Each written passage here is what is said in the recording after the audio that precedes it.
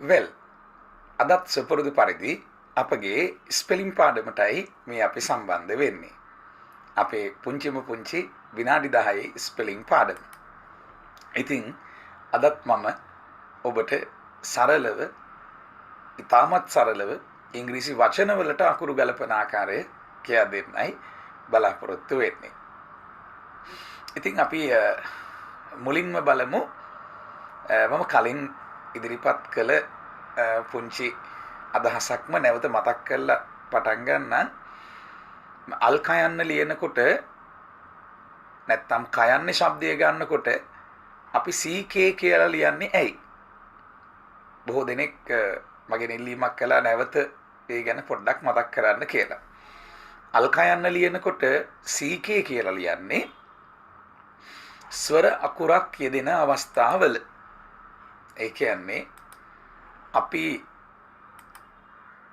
ලියන වචනේ අල් කයන්න શબ્දය එන්න කලින් වවල් එකක් එනවා නම් ඒ බඳු අවස්ථාවල තමයි CK කියලා අල් කයන්න අපි සාමාන්‍යයෙන් ලියන්නේ. ඒක නීතියක්.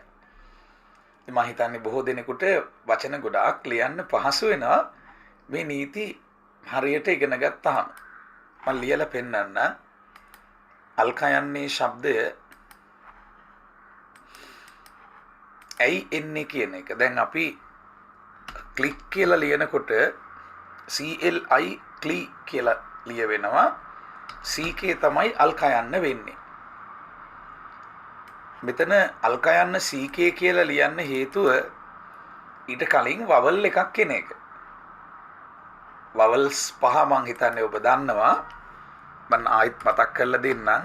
A E I O U. ඉතින් මේ ස්වර අකුරු පහ වවල්ස් පහ මතක තියාගන්න.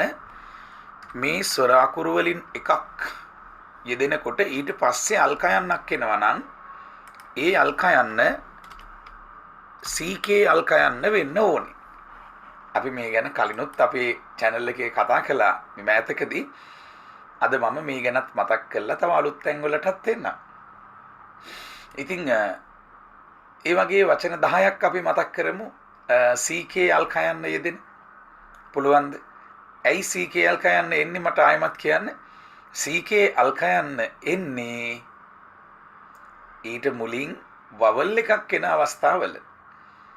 වවල් ශබ්දයක් ඇවිල්ලා වවල් සවුන්ඩ් එකක් ඇවිල්ලා ඊට පස්සේ අල් කයන්නක් එනවා නම් අන්න ඒ අල් කයන්න CK අල් කයන්න වෙනවා.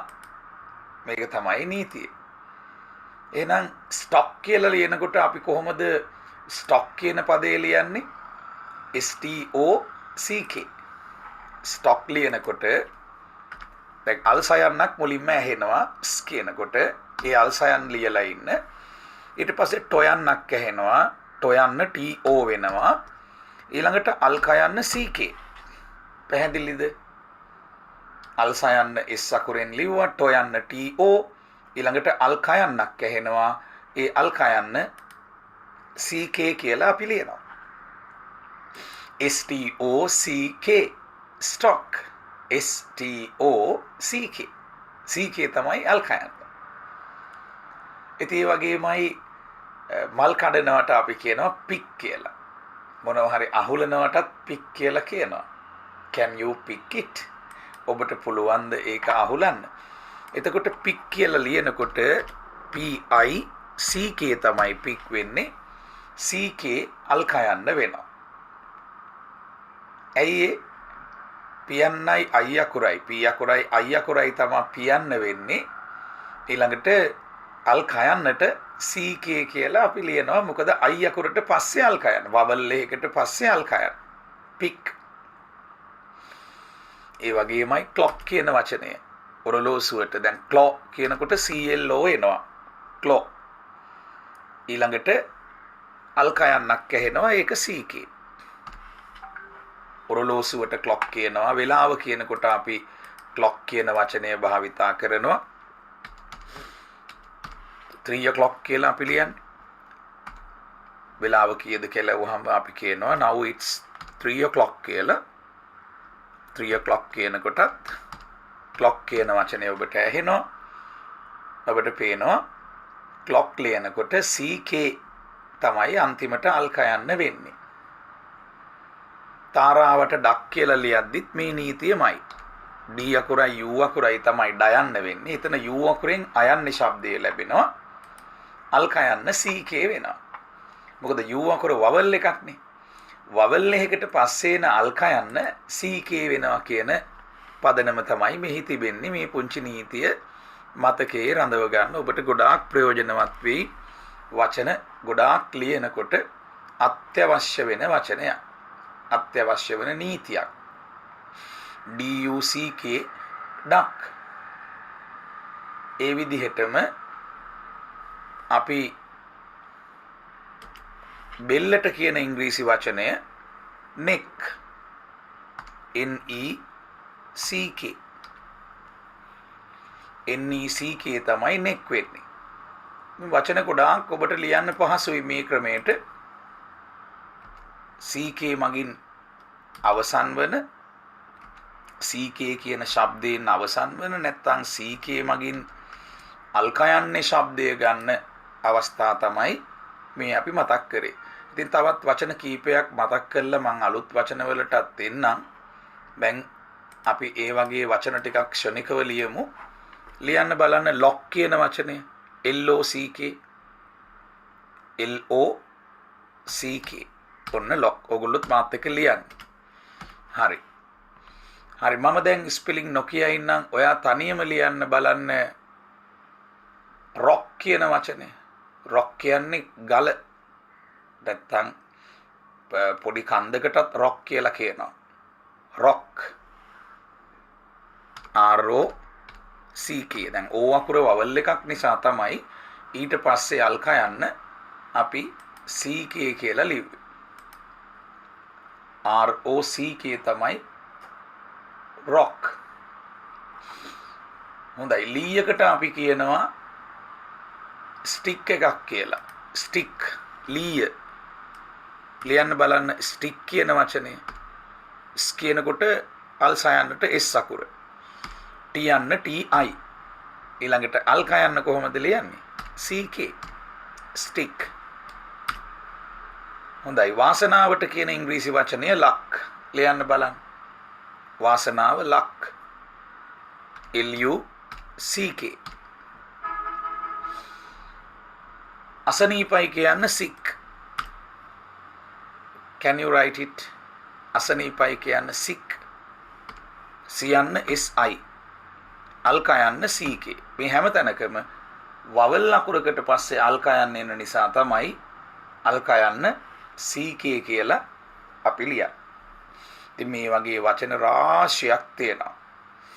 දැන් ඔබ ලියනවා නම් pocket, rocket වගේ වචන. pocket කියලා මේක ශබ්ද වෙනවා. ලංකාවේ pocket කියලාත් කියනවා. පොයන්න PO. ඊළඟට CKE තමයි එතන ක වෙන්නේ. මොකද මේ E අකුරෙන් අයන්නේ ශබ්දය අපි ලබා ගන්න නිසා. E අකුරේ අයන්නේ ශබ්දයක් තියෙනවා කියලා මතක තියාගන්න. E අකුරේ එයන්නේ ශබ්දයක් තියෙනවා. දැන් CKE ක වෙනවා. මතක තියාගන්න CKE ක තියෙනවා කියලා. POCKE ඊළඟට අල්ට යන්න T අකුරේ. හල් අකුරකට එක අකුරයි. pocket.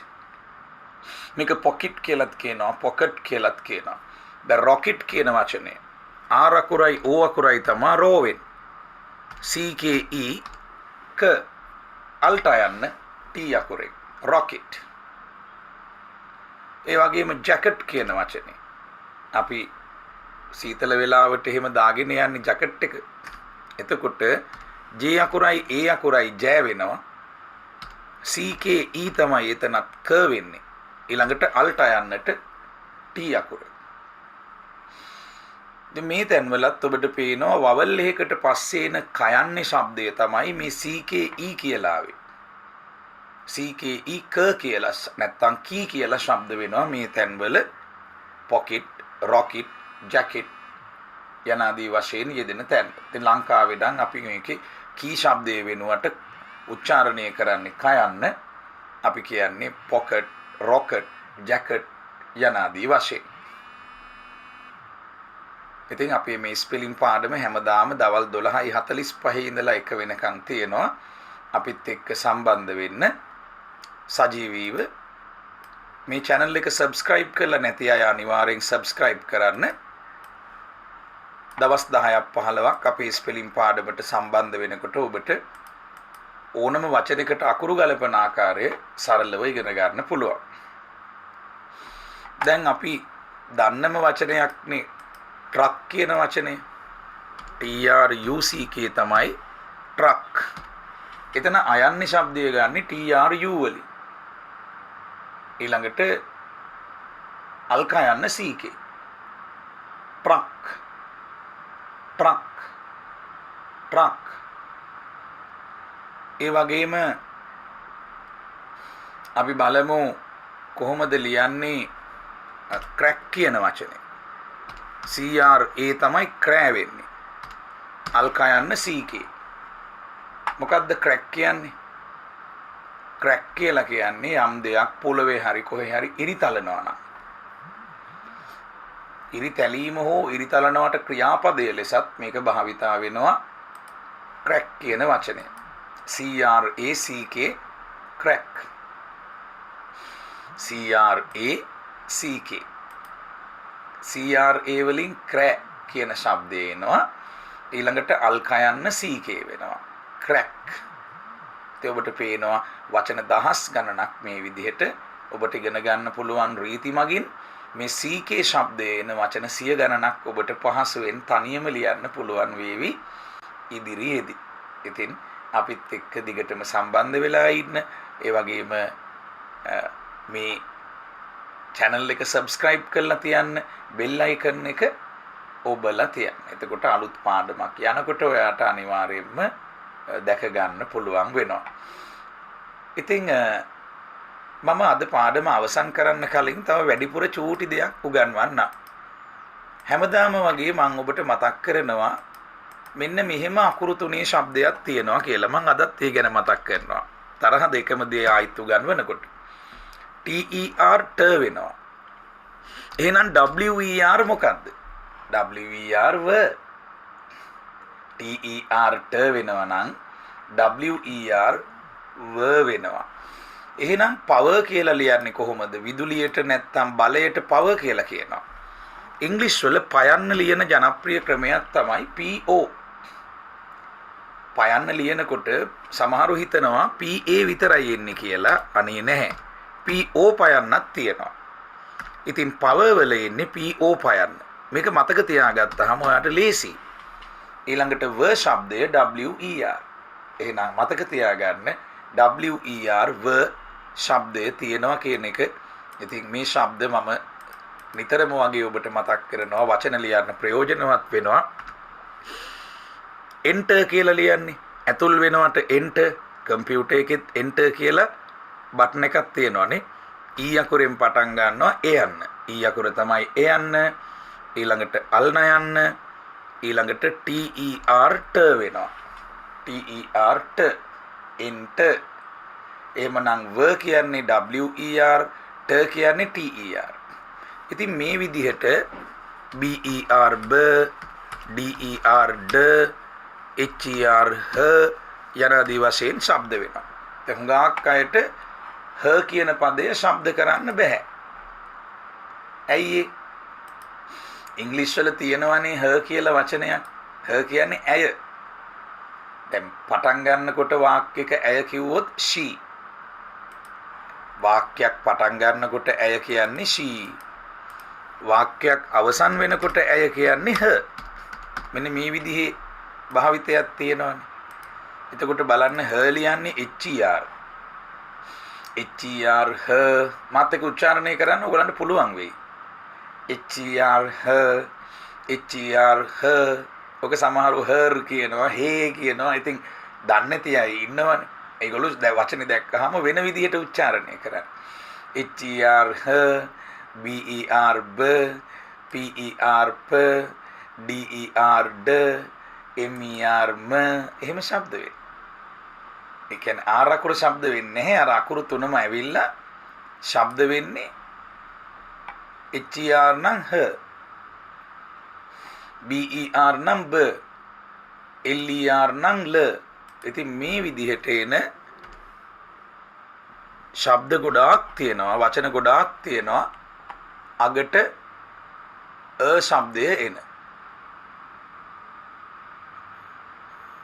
හොඳයි, මම කියන්නම් අවසාන වශයෙන් වචන 3-4ක් ලියන්න බලන්න මාත් එක්ක. LER වගේ ශබ්ද එන අවස්ථාවන් කිහිපයක් මම කියනවා. මාත් එක්ක ලියමු බලන්න. කොහොමද අපි මේ LER BER වගේ අවස්ථා ගන්න කියලා. ලියන්න බලන්න. swimmer පිහිනනවට swim කියලා කියනවා. SWIM. පිහිනන කෙනාට අපි කියන්නේ swimmer, පිහිනන කෙනා. එතරදී හැබැයි M අකුර ඩබල් වෙලා තමයි ER එන්නේ. හැබැයි එතනදී MER අගට එන තැන ම කියලා ශබ්ද වෙනවා. swimmer. දැන් run කියන වචනයෙන් හැදෙනවා RUN run. run කියන්නේ දුවනවට. දුවන කෙනාට කියන්නේ රන. තනියම ලියන්න බලන්න. RUNNER. RUNNER තමයි රන වෙන්නේ. දුවන කෙනා, ධාවකයා.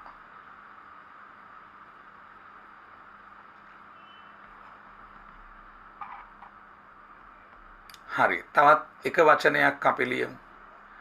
perfect. per කියලා ශබ්දයක් එනවා නම් එතන PER. PER per. F අකුරයි E අකුරයි ෆ යන්න වෙනවා. E අකුරෙන් A යන්නේ ශබ්දය එනවනේ. ඊළඟට අල් කයන්න C අකුරෙන්, T අල් ටයන්න T අකුරෙන්. perfect. අපි ජනප්‍රියව හරි කියනවා කවුරුත් සර්ව සම්පූර්ණ නැහැ කියලා. perfect කියන්නේ සර්ව සම්පූර්ණයි කියන එක. කවුරුත්ම සර්ව සම්පූර්ණ නැහැ. nobody is perfect. nobody is perfect කියන්නේ කිසිම කෙනෙක් සර්ව සම්පූර්ණ නැහැ කියන එක.